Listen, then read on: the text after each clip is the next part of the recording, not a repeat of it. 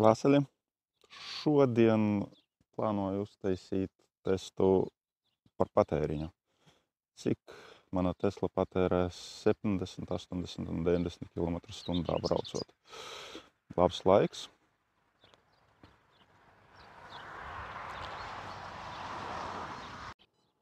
Diemžēl riepas nav paspēts nomainīt, un līdz ar to testi notiks ar ziemas riepām. 235, 45, 18.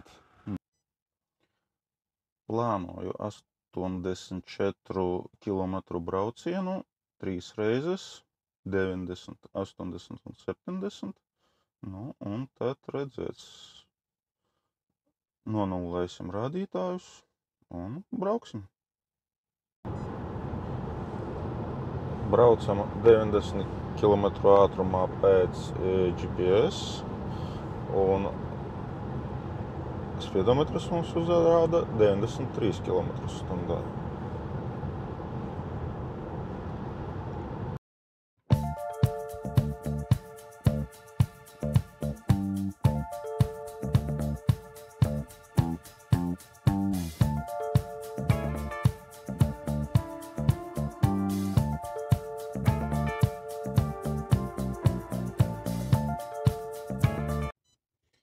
Nu tā, pirmais riņķis ar ātrumu 90 km/h ir veikts.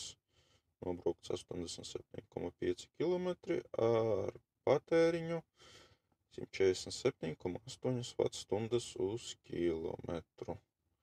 Nu ko, tagad ar ātrumu 80 km/h. Braucam ar ātrumu 80 km/h un spiedometrs mums rāda 83 km/h.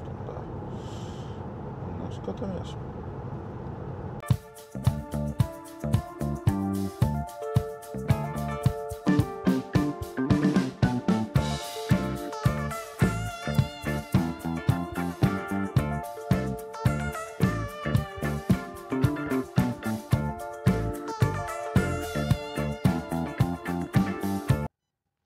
Pabeidzu riņķi ar 70 km/h, nobraukts 87,3 km un patēriņš 132,6 Wh uz kilometru. Tagad plānots nobraukt mazāku apli, sanāk aptuveni 46 km ar 70 km/h. Šobrīd kļūst nedaudz karstāks, kad sāku testus bija ap 19 grādiem, šobrīd jau ir 23 grādi. Kondicionieris strādā, kondicionieris uzlikts uz 22 grādiem. Braucam ar 70 km/h pēc GPS, un spīdometris mums rāda 72 km/h.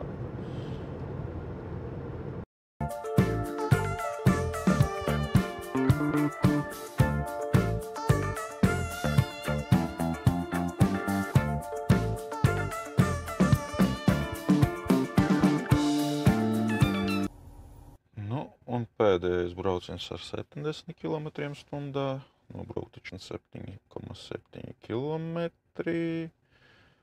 un ar patēriņu 119,4 Wh uz kilometru.